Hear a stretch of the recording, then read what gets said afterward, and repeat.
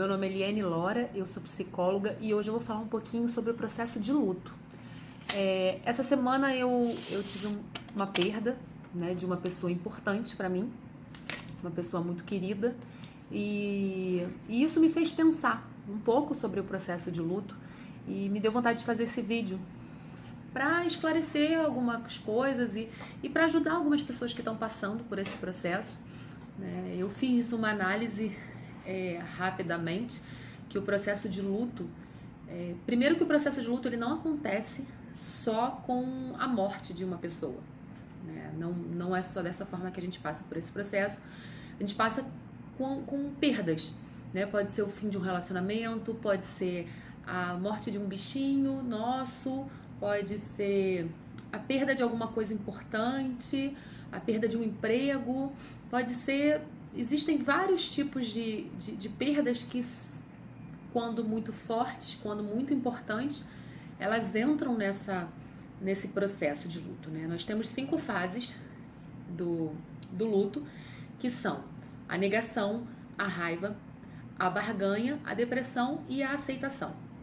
Nem sempre nós vivemos esses cinco estágios, né? Pode ser que a gente vivencie 2, pode ser que esses estágios aconteçam em ordens diferentes e pode ser que poucas fases a gente passe, né? Mas é importante que a gente vivencie o luto.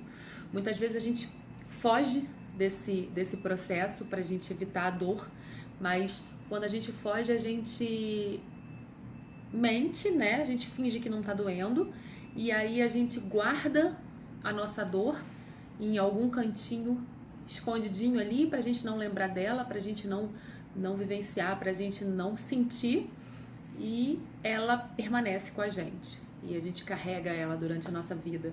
Então, e a gente finge que não dói. Então é importante que a gente vivencie sim o nosso processo, o nosso momento. É importante que a gente sinta, que a gente chore, que a gente realmente compreenda o que está acontecendo, qual é o sentimento que nós estamos passando, né?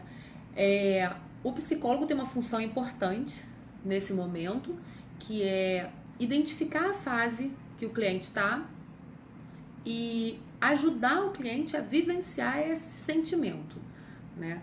Ajudar ele a realmente perceber o que ele está sentindo, sentir de forma com realismo, né? Sentir de verdade aquilo para que ele possa passar para o estágio seguinte, né? Que pode ser ou um outro estágio desses da negação, a raiva, a barganha, a depressão e chegar à aceitação, né? O final do processo é a aceitação. Então, quando a gente tem a notícia que a gente perdeu um ente querido ou que a gente perdeu o nosso emprego que era tão importante, no primeiro momento, na maioria dos casos, a gente tem aquele momento de não acredito que isso aconteceu comigo. Não acredito que eu perdi essa pessoa, eu não acredito que meu relacionamento terminou, eu não acredito, eu não quero acreditar, eu não quero pensar nisso. Eu vou fingir que nada aconteceu, né? Esse é o primeiro momento. Num segundo momento, acontece a barganha, que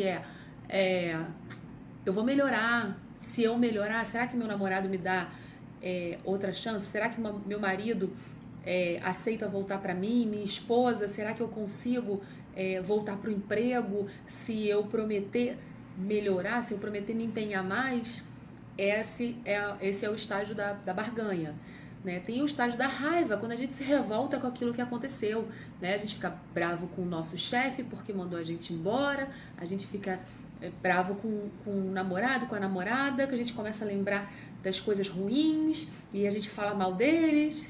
Esse é o processo de raiva, né? Ou então, quando morre alguém querido, quando alguém falece, a gente começa a pensar, né? Primeiro a gente fala dele, do quanto ele é bom, do quanto ele faz falta, e depois a gente começa, poxa, mas se ele tivesse se cuidado, isso não teria acontecido. Se ele não tivesse ido em tal lugar, isso não teria acontecido. Se ele tivesse andado mais devagar, não teria acontecido o acidente.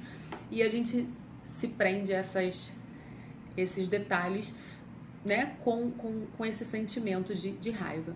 Depois vem a depressão, que é aquela tristeza profunda, que a gente sente porque já está chegando perto da aceitação. A gente já está entendendo que aquilo é verdade, que não tem mais como negar e que a gente vai ter que aceitar, que nós perdemos aquilo que era importante pra gente.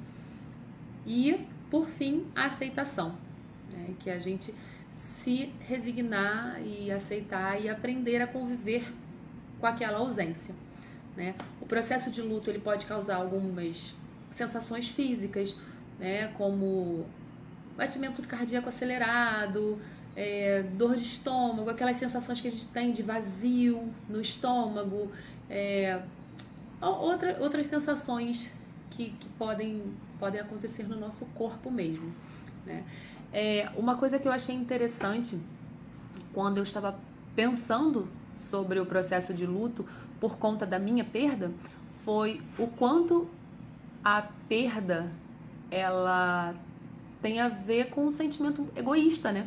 O quanto a perda ela faz com que a gente olhe pra gente, porque eu perco uma pessoa querida, no caso de um falecimento, eu perco uma pessoa querida, a primeira coisa que eu penso é o que eu vou fazer sem essa pessoa, como é que vai ser a minha vida sem ela, né?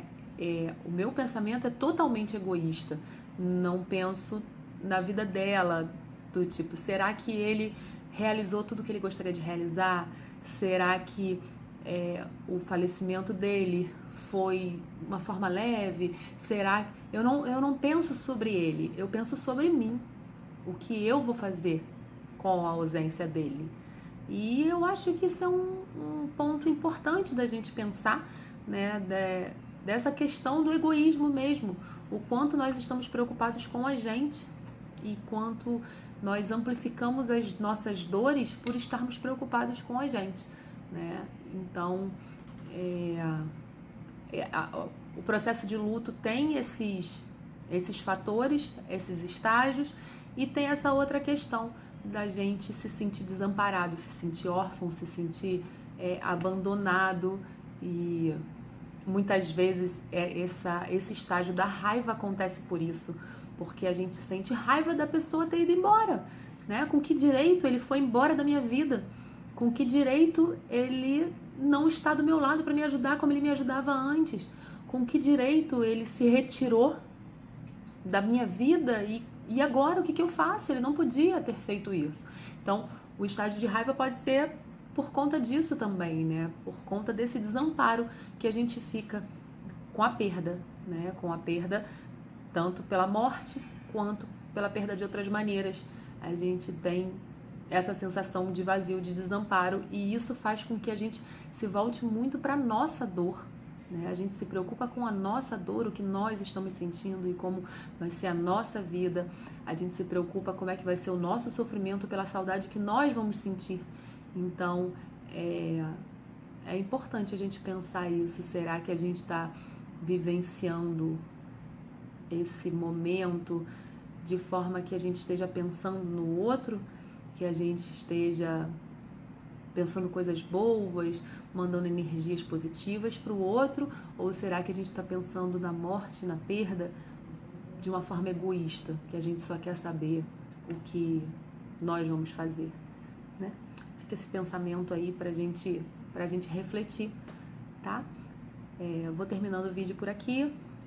Deixa o seu like se você gostou do vídeo, se inscreve no canal, deixa o comentário, sugestão, tudo que vocês quiserem falar comigo, deixa aqui nos comentários que eu vou respondendo todos sempre, tá bom? Um beijo e até o próximo vídeo.